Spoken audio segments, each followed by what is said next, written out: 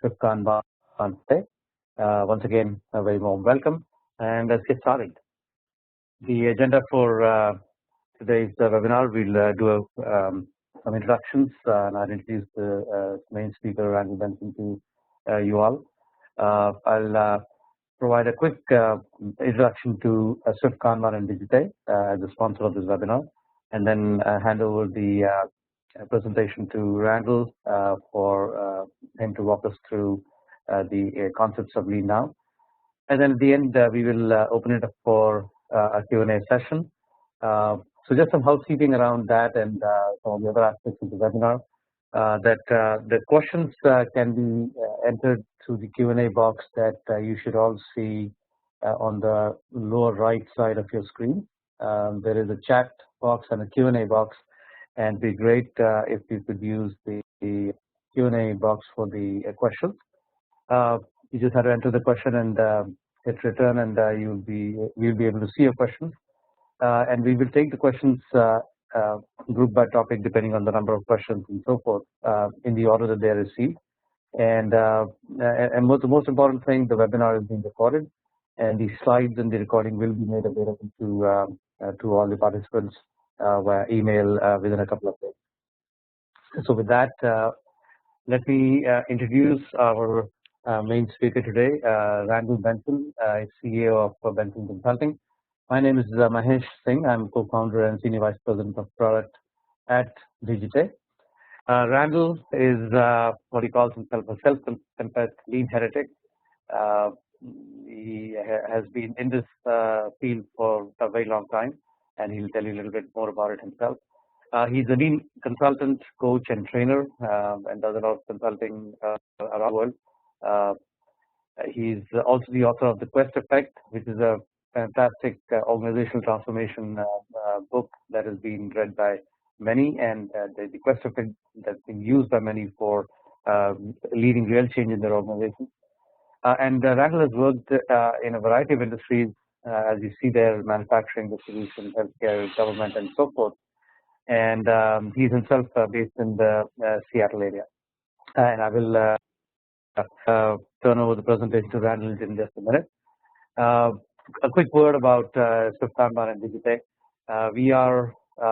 We've been a pioneer in the web-based collaborative tools business since 2002, and we provide tools and solutions especially for geographically distributed teams in order to help them collaborate more effectively and deliver projects more effectively.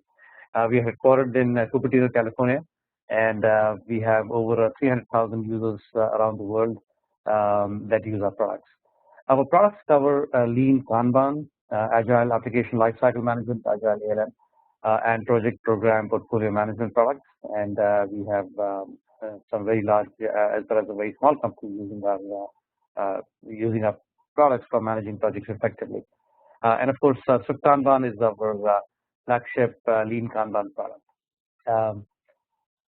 Just a quick look at these tools. So Swift Kanban is a visual project management software development tool, and as you can see here, very visually provides a board interface to you that helps you do projects, keep teams in sync, and enable you to manage to observe and manage flow of work through your project, a concept that Randall will be talking about a lot during his presentation.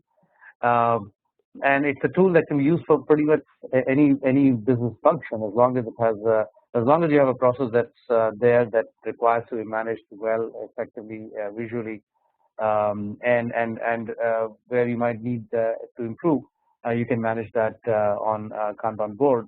And whether it is an IT or a software project, or whether it is marketing or HR, construction, any particular business activity can be driven through a Kanban board. And again, we can talk more about that later. Just planning a party. In fact, Thanksgiving is coming up here in the United States, and you can certainly use Kanban board for personal Kanban, whether it is managing your children's chores or whether it is to do an office party or anything like that. We have a fairly comprehensive tool capability, including providing full coverage to the product and application lifecycle development. and you see that here, and a number of other technologies. I'm not boring with that at this point. And we have, of course, a wide variety of customers in Europe, in Americas, and in Asia Pacific. And so with that, I'm going to transfer control here to Randall. Randall, very warm welcome to you, and over to you for talking to us about LeanNow. Thank you, Mahesh. Just give me a second here, and I'll transfer my control and get the slides up on the screen.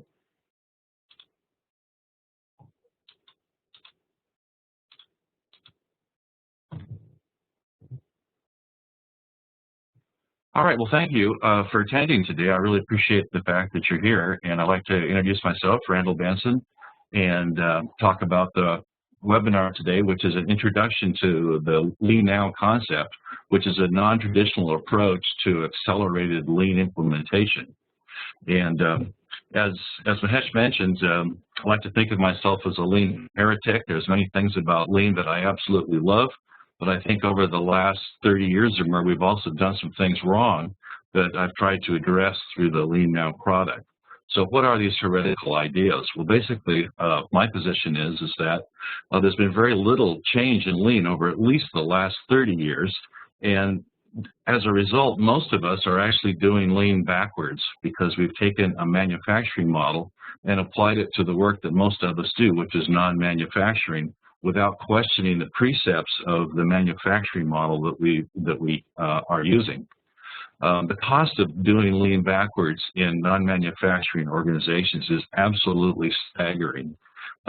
We are spending months and years doing things that we could actually probably do in weeks quite easily if we change the sequence with which we apply Lean, and also adjust Lean to reflect the realities of non-manufacturing organizations.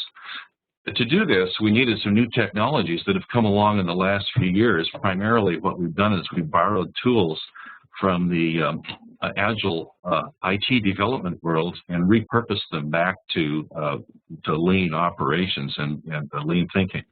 And so that's the source of my interaction with Digite and my use of their products, which we'll talk about a bit today.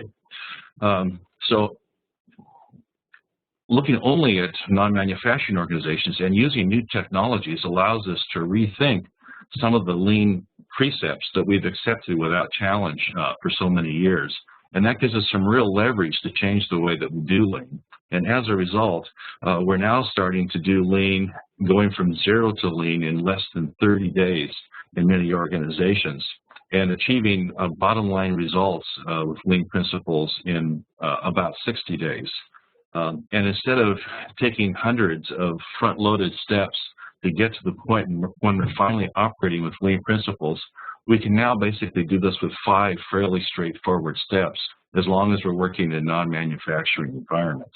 And I'll get into a little bit of the differences between manufacturing and non-manufacturing as we go forward here. So really, it's about a new generation of leaders in organizations that don't work in manufacturing organizations for the most part anymore. And that accounts for about 90% of the people that work in business in Europe and the United States and Australia.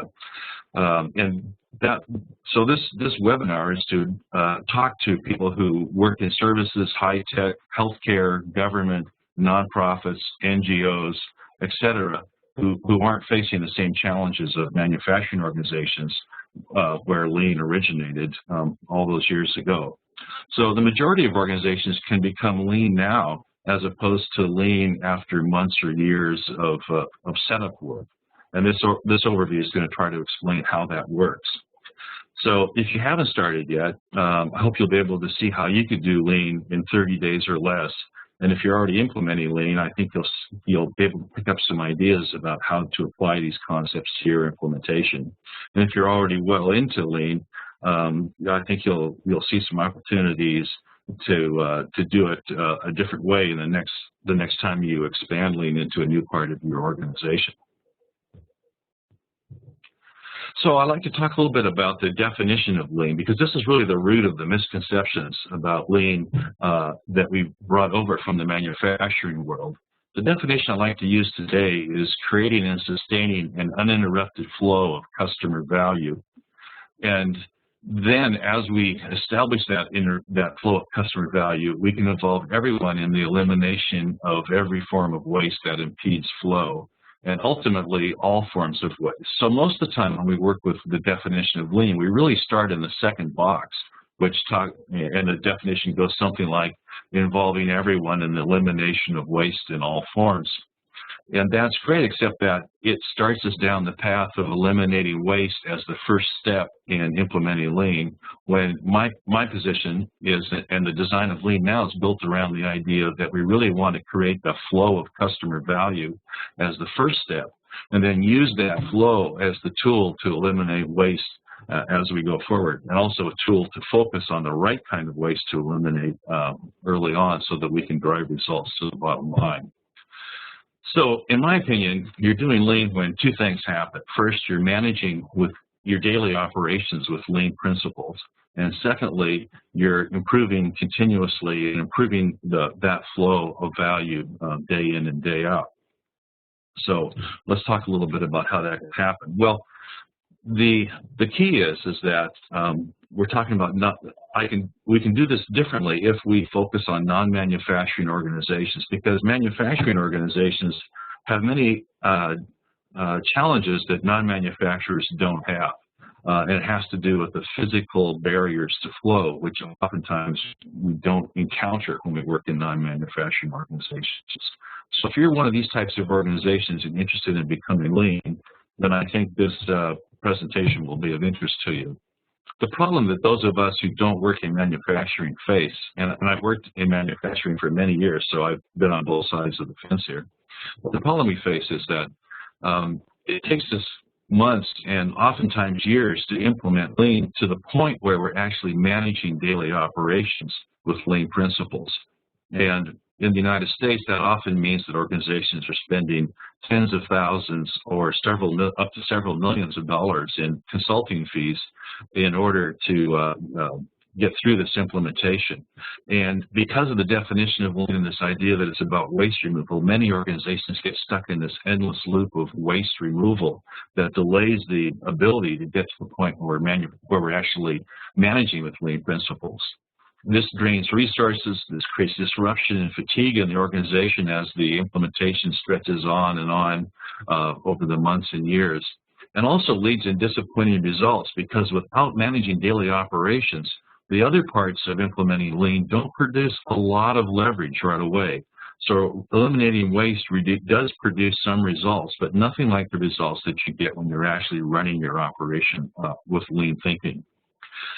Because it takes so long and the results are disappointing, this can lead to sagging support for such a long implementation of a big initiative like this. And so lots of times the people who are involved in the Lean project get frustrated by the fact that the support's going to other places as the implementation stretches out.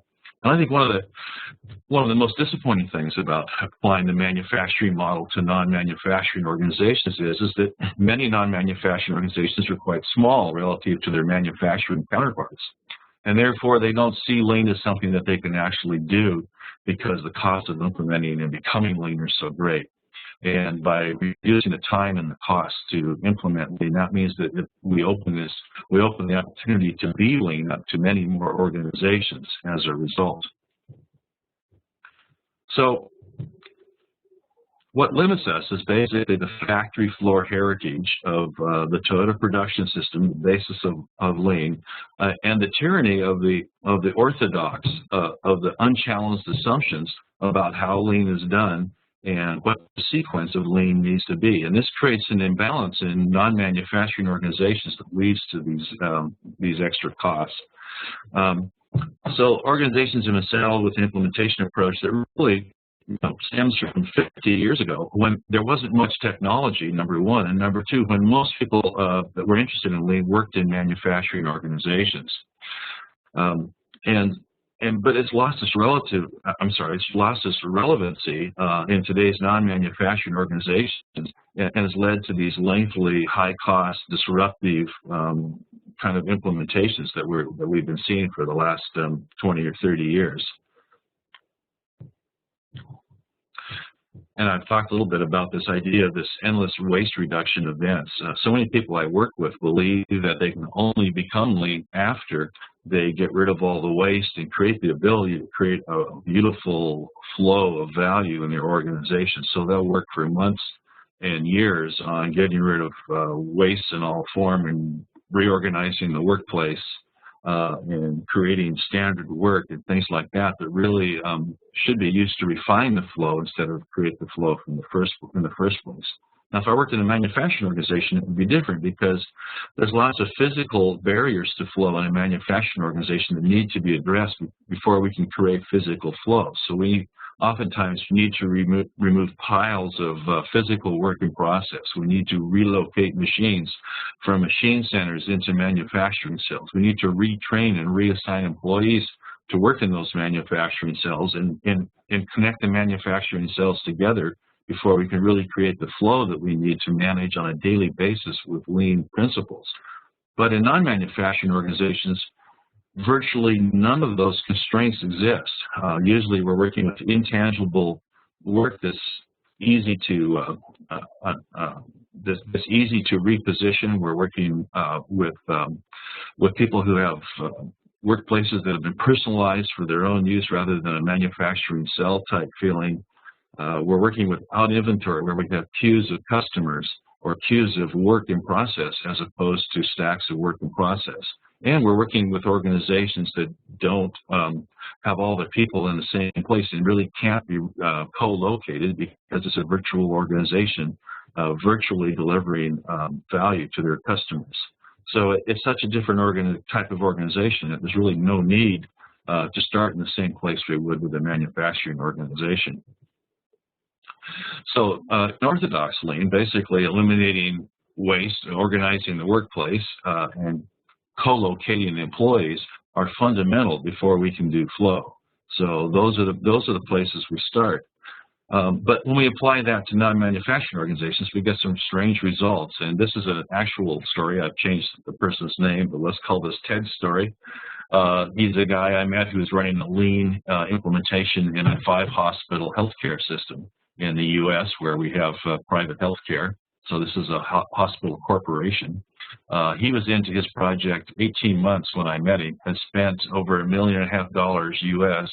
in consulting services and was involved in virtually endless activities. And I put some of them up, just a few of them on this slide here. But he was, had a big project office with 10 people in his project office. He had over 200 employees on lean teams. They'd done in-depth training, including tours in Japan, endless rounds of assessing waste and attacking waste with Kaizen blitzes, 5S workplace organization throughout the hospital, process walks, working on voice of the customer issues. All of that was what was consuming his first 18 months, but virtually nowhere in his 5 hospitals were they actually running their daily operations with lean principles. He told me that he had probably another year to go and up to another $1 million of consulting fees before he was going to be at that point when they're actually running their operations. And that may seem like a lot, and maybe this is an anomaly, but I just came back from our state's lean government convention, which is Washington State in the U.S., and the leader of one of the most famous lean hospitals in the U.S. was the keynote speaker, and she gave this very same story and said that they had spent over 15 years doing lean to get to the point where they were today, where they were actually managing with lean principles. Now, they've been managing with lean principles for a few years, but they put in at least 7 or 8 years of preparation work before they got to the point where they were actually doing lean on a daily basis in the different departments of their hospital. So it's not an uncommon situation. Where we'd like to be, I believe, instead of spending all that time up front, is like to be at the place where we can implement Lean rapidly, because there are few physical barriers to implementing Lean. So we should be able to do it quickly, and we should be able to do it at low cost. And by getting to the point where we can manage with Lean principles quickly, we should be able to get bottom line results quickly, rather than having them happen years after we begin our process. This should be easy and smooth. It shouldn't require a Lean program office with 10 or 15 people in it to get this done. It should be easy to sustain support, because it's a short process that leads to results quickly. And we can use the flow. If we start there, if we begin with flow, we can use that to target waste removal. And so we can make exceptional accomplishments in removing waste by targeting the most important waste first. And we can do this with smaller organizations. So this is really the design goals of the LeanNow process that I'm talking about. So our belief is that we can actually go from 0 to Lean in 30 days or less by changing the rules and the sequence for implementing Lean in service organizations. And this requires a new approach that's really purpose-built for non-manufacturing organizations, and using some new technologies that we didn't have before. Now, when I started Lean many years ago, of course, we talked a lot about non-manufacturing applications. And what I was taught by the master that helped me learn Lean was that people think there's differences in services, but there's really not. It's all the same thing. It's just a matter of not getting stuck in the details. That metaphorically, we can take the ideas in Lean manufacturing and apply them quite easily to service organizations. So it's just a matter of not getting stuck in the physical part of Lean in factories, and we can apply it to non-manufacturing organizations. I believe that for years. I don't believe that's true any longer. I do believe that the principles of Lean apply to non-manufacturing organizations, but I think there's very specific things about non-manufacturing organizations that need to be considered to make Lean really successful there. And a lot of that has to do with the fact that we're not co-located, that we don't have manufacturing cells, that the flow is intangible, that we don't have inventory, and on, that really define a different working environment from a factory that we need to understand and we need to address with the right kinds of tools in order to really make this work well for a non-manufacturing organization. So I think the solution is to turn the sequence around. So instead of doing flow last, what I'd like to see is organizations that are non-manufacturers do flow first. Move right to flow as the very first activity in the organization, because there's really no barriers to keep us from doing flow as long as you don't try to do it physically. If we can do it in a virtual way on a visual Kanban board, like the one that Digitape provides, then we're able to actually show and represent that flow visually and manage that flow very rapidly after we start the implementation. We can manage the flow then with Lean tools, using a pull system, using Kanban limits, etc., and having people be able to stop the process if there's something wrong. All the ideas of managing flow that are part of the Lean tool bag also will apply in non-manufacturing organizations.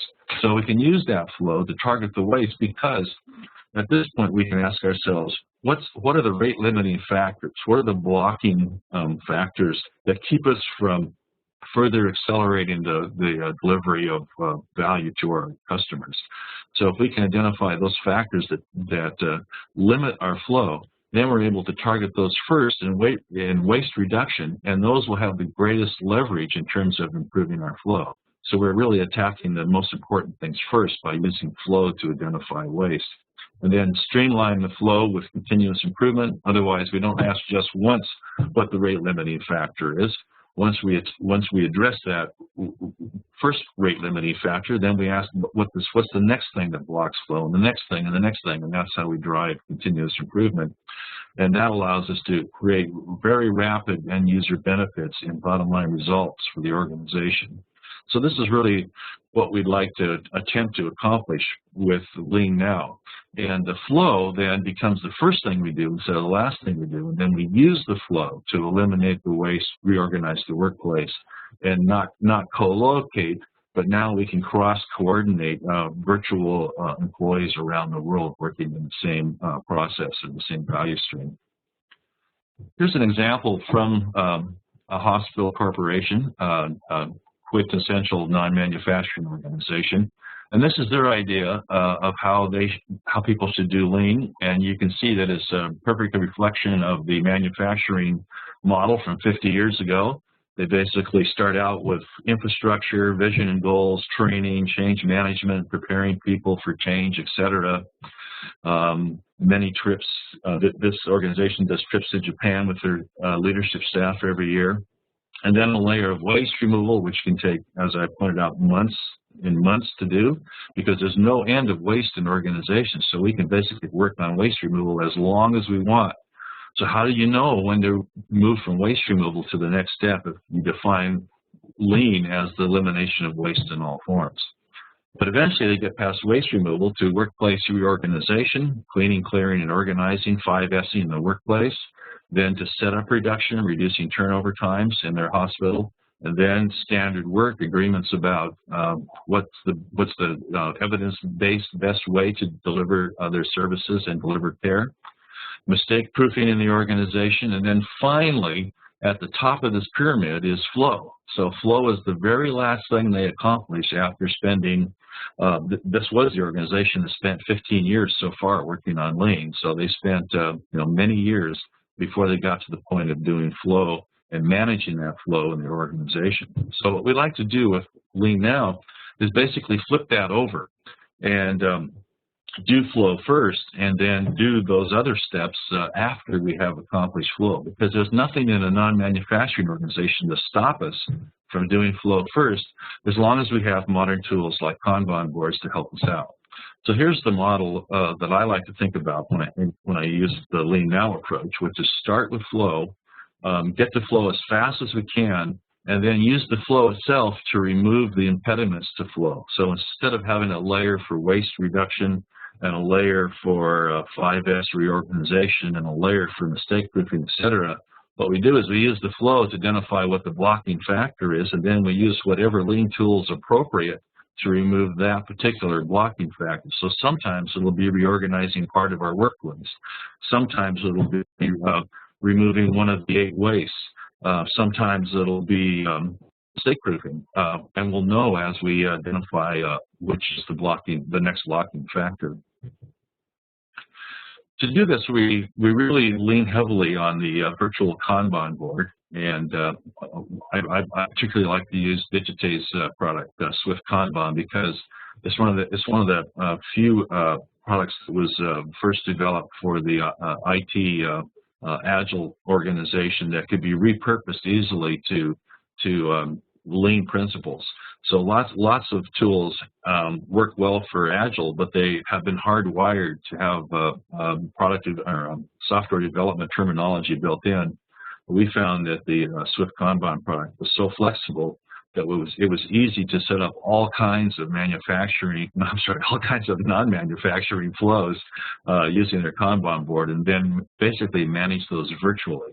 So here's kind of an abstract look at what a Kanban board would be like when it's applied to non-manufacturing operations as opposed to IT. So we have the steps of the process, because when we're doing lean, we're talking about repeating value streams or repeating core processes. So they have steps that we know we're going to do over and over again. So unlike IT, where we would use a ready, doing, done type approach, here we actually show the steps, the major steps of the process. So we'd have an upstream input. Oftentimes that's our backlog of customer demand, but it could be upstream from another internal department. We have the steps of our flow, which we put on the Kanban board, and then at the end of the process, when we finish our work, then we deliver value to either our external customer or some downstream customer in our organization. And the done part across the bottom basically says those cards represent work that is ready to be pulled to the next step. So we don't push work from step 1 to step 2, but rather just drop it down to the done part of the Kanban board and then pull that work from step 1 to step 2 when the people in step 2 have the capacity. So right now, for example, in step 2, there's a number at the top of the column that shows a limit of 4, and there's 3 in in that column, so we know that we're able to pull that extra, that one card from step 1 to step 2 when somebody in step 2 has the time to do it. And usually that somebody could be a different person, or it actually could be the same person moving that work from step 1, pulling it from step 1 to step 2 as they have capacity to do it, and how many people work in the value stream. So the flow, basically flows from left to right. And this is how we visually represent flow in the organization, even when the physical flow itself might be intangible, might be spread throughout the world, or might be so messy that we just can't make sense out of it without spending months of workplace reorganization, which will just block us from being able to do being able to manage lean operations on a daily basis.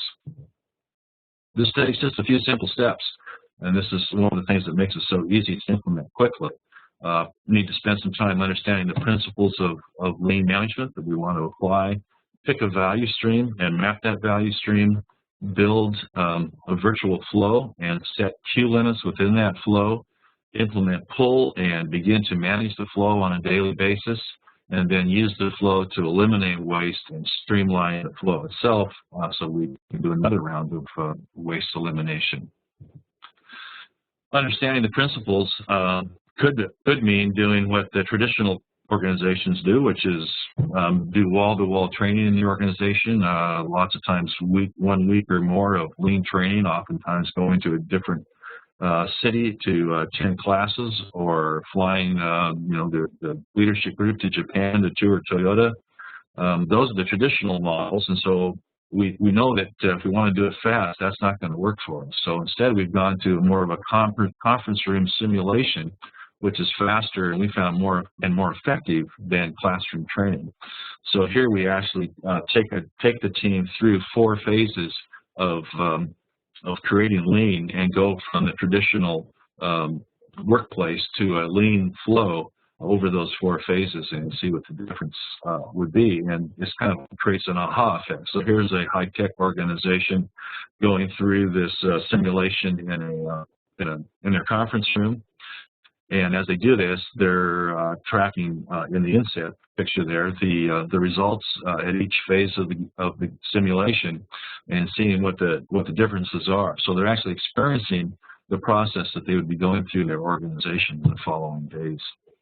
I just put in the first phase and the last phase here in this in representing their scorecard. There were 2 more phases I left out just to simplify this picture. But you can see that the results are absolutely dramatic. They're very significant reductions in throughput time, the amount of work in process, the time per file, which really represents productivity, and the amount of time spent adding value versus having things sit in outbaskets, et cetera. And I love the last line, which is the perceived effort in doing the work. So when they were doing less work with less productivity, with lower customer response times, they considered the effort to be high. When they're producing fantastic results and very rapidly responding to customer requirements, they're saying that their perceived effort is very low. So they saw the lean approach as being much easier and more serene and less disruptive than the traditional approach they had come from. So then they spend some time applying the ideas from that simulation to their own business processes, and really mapping the principles into how they do their own work, and imagining and planning for how they would apply the same idea to their work. And then picking a value stream and mapping it. So here we use traditional value stream mapping approach. Here's a part of a government agency that's responsible for approving plans for swimming pools and other water recreation. And so they have their process laid out in a flow, and across the bottom is a timeline showing how much time it takes to do the work, and how much time the work waits, the applications wait in inboxes somewhere to be worked on by the next person. So we take that flow and then apply it to the Kanban board. And you can see that by these pictures here. This is the actual organization that created that value stream that we were looking at earlier. That if we actually tried to go in and use traditional lean and say, okay, we're not going to create flow, until we reorganize the workplace, because that's one kind of waste. You can see what we'd be up against. I mean, this workplace was very messy. People had personalized work areas. They had many value streams coming across their desk at one time, so not all of the files would apply to the value stream we were looking at even. And they worked with people who worked in different parts of the organization, as well as working out in the field themselves. So they weren't always at their desks, and yet they still were producing information that's vital to other people in the flow. And of course, working in the traditional cubicle model, so that carrying those cubicles out and creating a cellular workflow would have also been quite an undertaking in order to get to flow.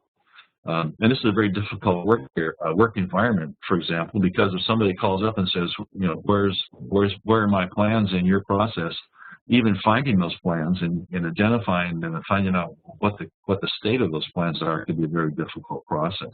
So this is typically the kinds of things we run into in non-manufacturing organizations.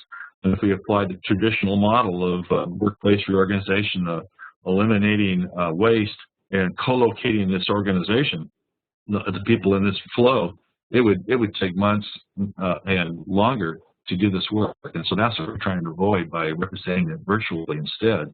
And that requires building a virtual flow and a set of queue limits that allow us to manage that flow. So we start out with the value stream map that we just built. And traditionally, we use the value stream map to identify areas where we should be reducing waste. Here, we're not going to do that. We're simply going to go directly from the as-is value stream map to a flow that we can begin managing right away. So what we want to do is translate the value stream map into a Kanban board, and we do that simply by taking each of the steps on the value stream map and creating a column on our Kanban board that represents that step in the value stream. So here we have a part of a value stream map, and you can see that it's quite a bit wider than the traditional IT Kanban board, if you're familiar with IT development. Here we are trying to represent the steps in the process. This process actually is another government process for handling complaints for rodents and illegal dumping of garbage or abandoned cars or things like that in the county that this applies to. And they have 18 steps in their process. So I've only identified some of those 18 steps here on the screen. But you can see that first we have one Kanban board for each value stream. So this is the complaints value stream.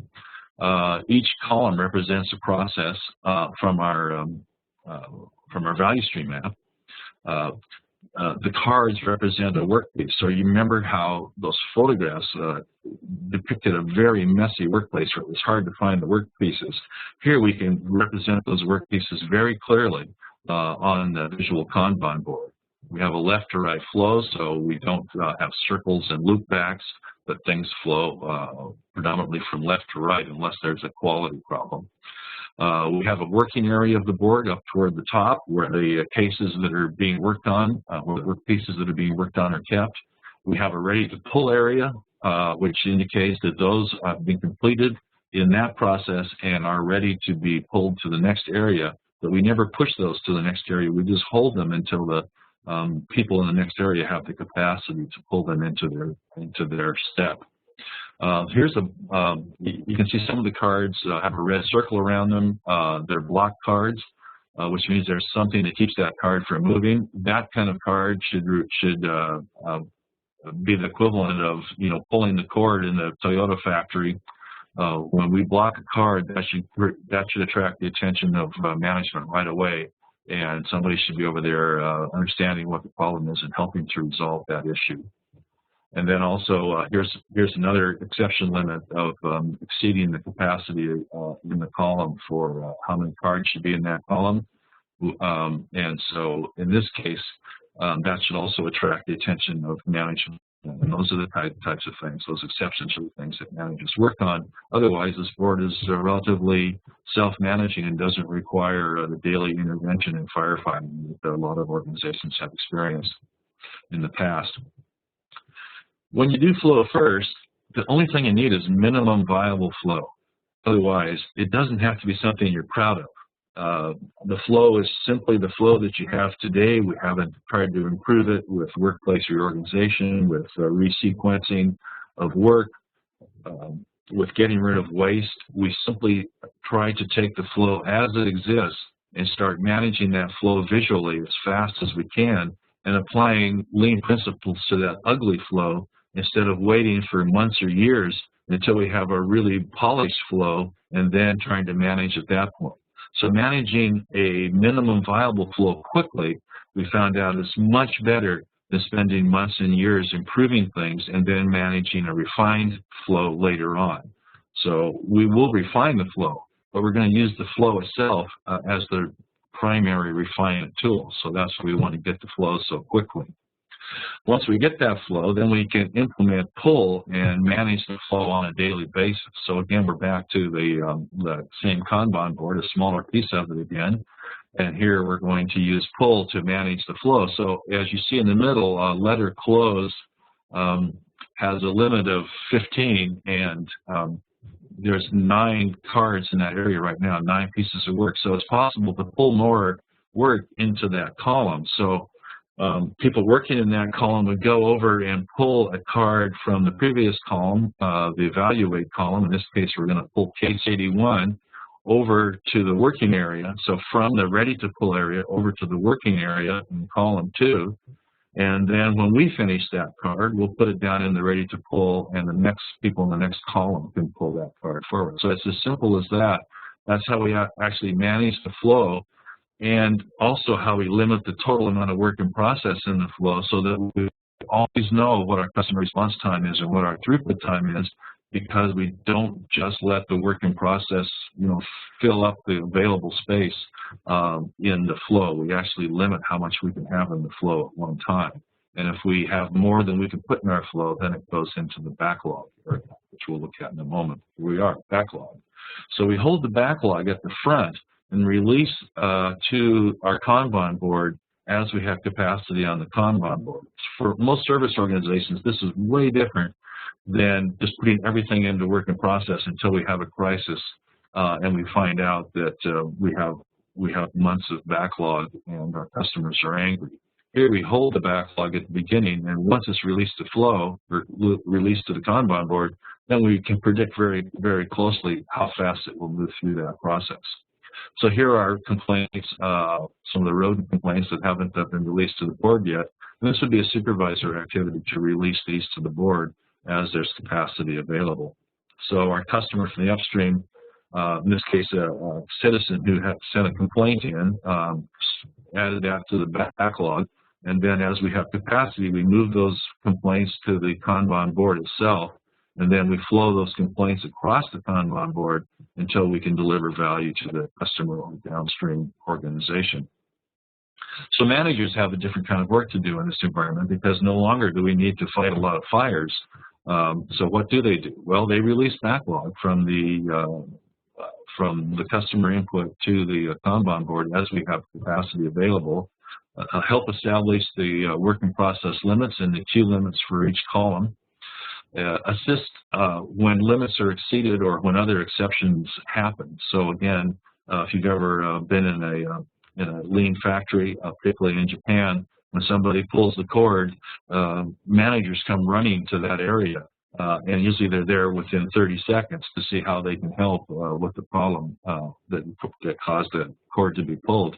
And so same thing here. If we hit a limit and it's visible on our Kanban board, then we want managers to respond immediately to that problem. They support improvement projects because that's how we refine our flow over time. We're starting with a minimum viable flow, but we want to get as quickly as possible to a really polished, streamlined flow. They help teams get what they need in order to do their work. They rebalance the flow. As we improve the flow, oftentimes we find that we need to move people around and make adjustments in processes and sequences in order to keep the flow balanced. So they help rebalance the flow and track metrics to verify that we're actually meeting our goals and improving over time. Finally, once we have the flow established and we're actually managing on a daily basis with lean principles, then we want to use the flow itself to eliminate waste and streamline the flow. And we use the traditional plan, do, check, act, or if you prefer plan, do, study, act model for improvement. This is a wonderful experimental model where people get to explore problems, discover solutions, and then apply those solutions. So most people report that this is one of the most enjoyable parts of working in a lean organization, is this ability to explore, discover, and apply new ideas. And so there's lots of problems that will occur in the flow, and we want to identify those problems and then remove them so that we can streamline the flow and accelerate the delivery of value to our customers. So that the improvement cycle is critical. The cool thing is that we have this incredible tool that most organizations don't have when they start attacking non-value and waste, because we can use the flow itself to identify the blocking or rate limiting factors that are stopping flow, that are interrupting or disrupting flow, and then attack those first with the improvement cycle. So it isn't unlike Goldrate's idea of theory of constraints, where we actually find those rate limiting factors and fix them. The primary purpose of the Kanban board in the LeanNow model is to actually track the flow visibly of the work in our organization. But there's a secondary use, which I'm showing here, which is actually using the Kanban board as a project board and using agile project management ideas to track the lean improvement process itself. So here you'll see in the middle of the board, we have plan, do, check, act, or it could be plan, do, study, act, so we can actually track our improvement ideas as we take them through the PDCA improvement process. So this is just a second idea. So this board would work kind of in conjunction with the main flow board, and this is how we track the improvements to the main flow. So we have our improvement projects, plan, do, check, act part in the middle, and then we use that to streamline the flow. So here, once we've made an improvement, we can look at that same letter close section of the Kanban board, and you can see we have a Kanban limit of 15, but because we've improved the flow in that area, now we can reduce the 15 to a smaller number. So let's say we reduce it from 15 to 10. That reduces the amount of work in process in the organization and accelerates the speed at which work flows through. Otherwise, it reduces the time it takes to meet a customer need after we identify the customer need, because there's 5 less pieces of work in process that are sitting in our flow. So that's the idea of how we actually use the Kanban board, the improvement Kanban board, as a way to keep track of what's happening with the main flow Kanban board as we make improvements and refine that process. Sorry, I went back one too far. I have to go through this again. Okay, here we are. So those are the basic 5 steps, and those 5 steps take less than 30 days to go through for any value stream or any core process in an organization. So it's very rapid to get from 0 to actually managing with lean principles if we start with this process rather than the front-loaded traditional manufacturing model for implementing lean. Once we have this in place, it also becomes our best tool for actually implementing or for actually streamlining and further improving the flow as we get started. So LeanNow is really intended to be a rapid approach to get to lean management within 30 days or less and achieve those bottom line results that have been advertised for lean, but it takes so long to achieve. We now have organizations that are getting those results in less than 60 days after getting their implementation.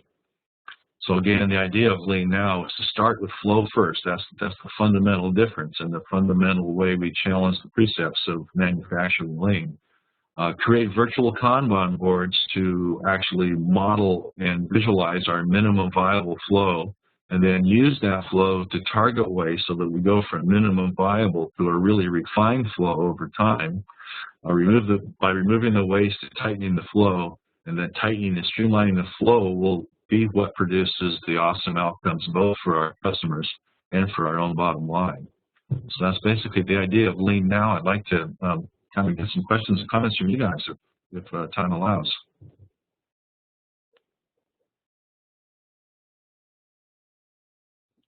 Thanks, Randall. As always, very interesting in simulating discussion, presentation, and concept.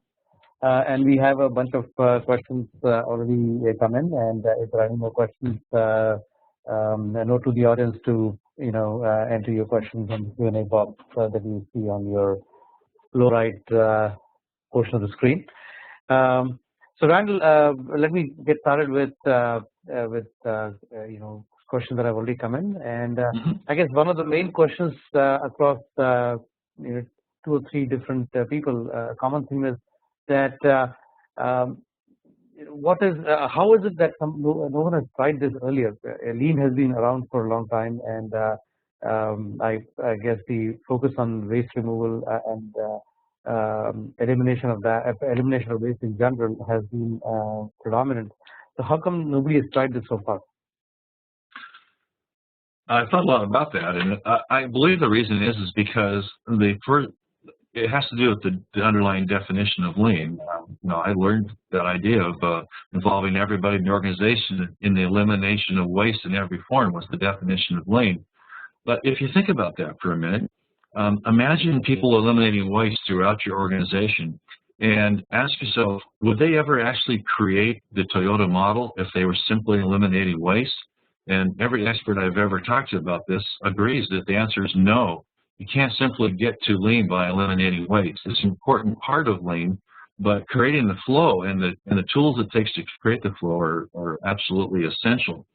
I think the reason that never came up before is because it was kind of baked into the world of manufacturing. So when you walk into a factory, the physical flow is immediately self-evident, and manufacturers already had flow, even though it wasn't the flow that they wanted, but parts were already flowing across their factory floor, so that we kind of presumed flow in a manufacturing world, but in a non-manufacturing world, we can't presume it, that the flow, in many cases, almost doesn't exist, and if it does, it's intangible and hard to see and spread out across a wide geographic area. So I think that we had to actually explicitly identify flow for non-manufacturers where it was kind of implied and implicit in the shop floor environment of the factory.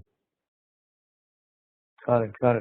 I think there are a couple of people who also asked this question in a similar way, and I guess it's their IT and software background. That is, does it sound similar to Agile? Are there common principles between LeanNow and Agile? There are a lot of similarities because they both use the same core tool, which is the Kanban board itself. So people who know Agile will recognize that Kanban board, and things will start to fall in place right away.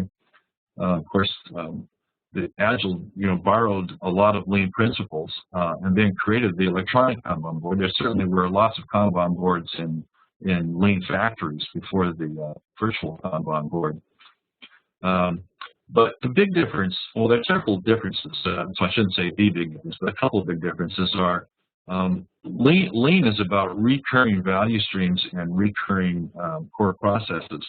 It's not about projects, and yet most people who do IT development actually, use Agile as in a project mode. Otherwise, because each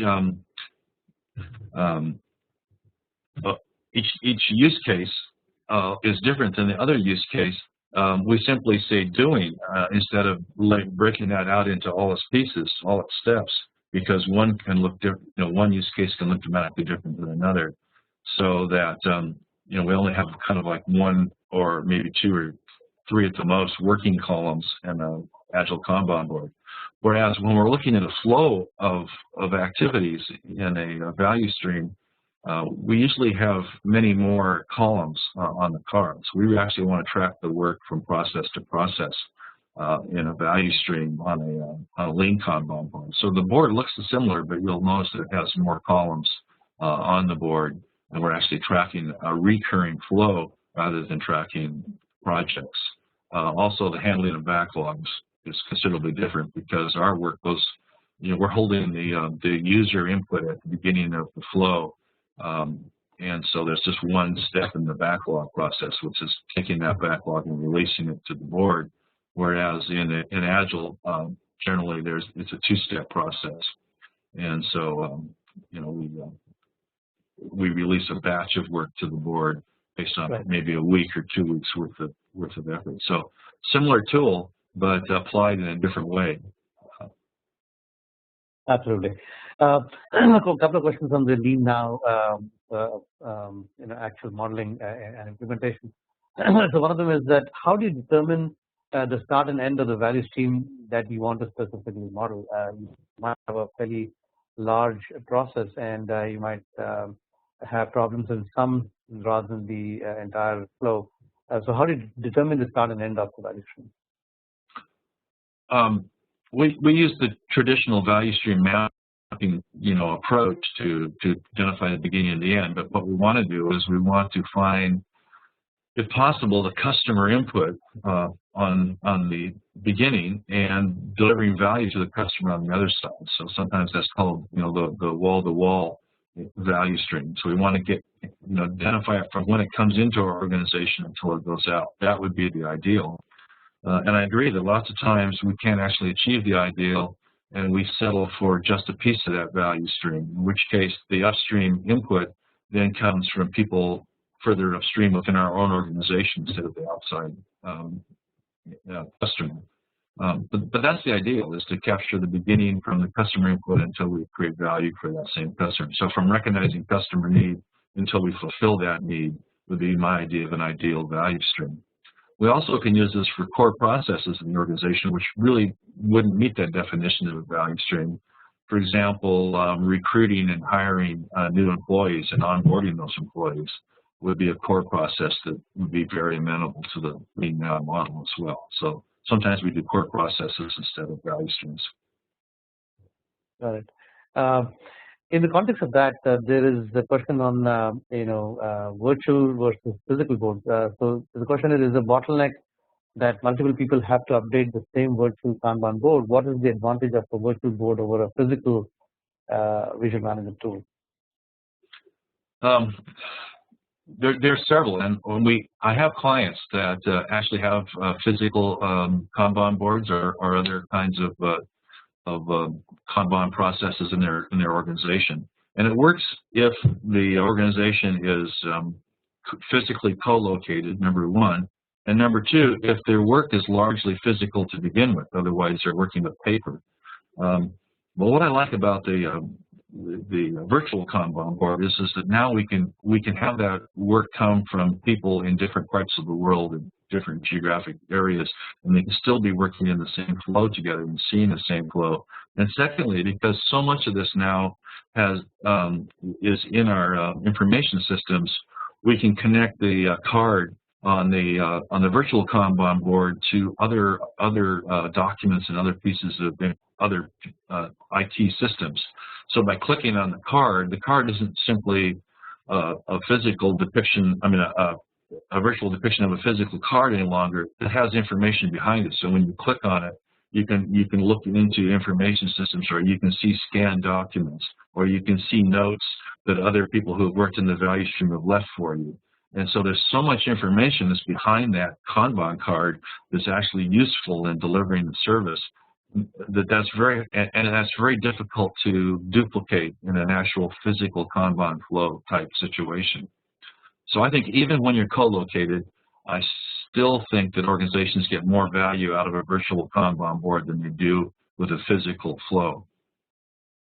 Right, and I can add to that, given our typical IT usage and software usage of Swift Kanban, that the capability of a tool to provide metrics that you might be interested in, especially lead time, cycle time type of metrics, and throughput, which you might be interested in terms of measuring your improvement. A virtual tool, an electronic tool helps tremendously, which a physical tool perhaps might not be able to do. That's an excellent point. I have one client that has a physical version, and at the end of each day they have to count the number of cards in each process in their flow and put it in a spreadsheet so that they can do metrics later on. So all that's basically done behind the scenes on a virtual Kanban board. So we have come really to the top of the hour, so essentially out of time. I just wanted to answer one or two general questions. First of all, again, A copy of these slides and the copy of the recording would be made available within a few days through a follow-up email. And a couple of questions around Swift Kanban, whether it works with other tools, and somebody mentioned Jira and Remedy as defect tracking tools. So yes, Swift Kanban does integrate to a large number of tools through integration bus technology that we support, and details of that are available on our website. And if you care to drop us a line, we can certainly talk about specific tools that you might have within your organization. So there are a few more questions, Randall, that I will send to you, and we can do follow up with the people who have asked these questions after the webinar. Sure. In the meantime, I'd like to take the opportunity to thank you very much for another great session on LeanNow, and thanks to the entire audience for being here throughout the hour and asking some great questions at the end. Our contact information is on the screen, and do check out the LeanNow website as well as Swift Kanban. And if you like to give us a holler, just write to us at the email address that you see there. Thanks very much. And Randall, any closing thoughts? Thank you very much for putting this on. I really appreciate it, and I've enjoyed spending the hour with the folks who have attended. Thank you very much. Thanks a lot. Bye-bye.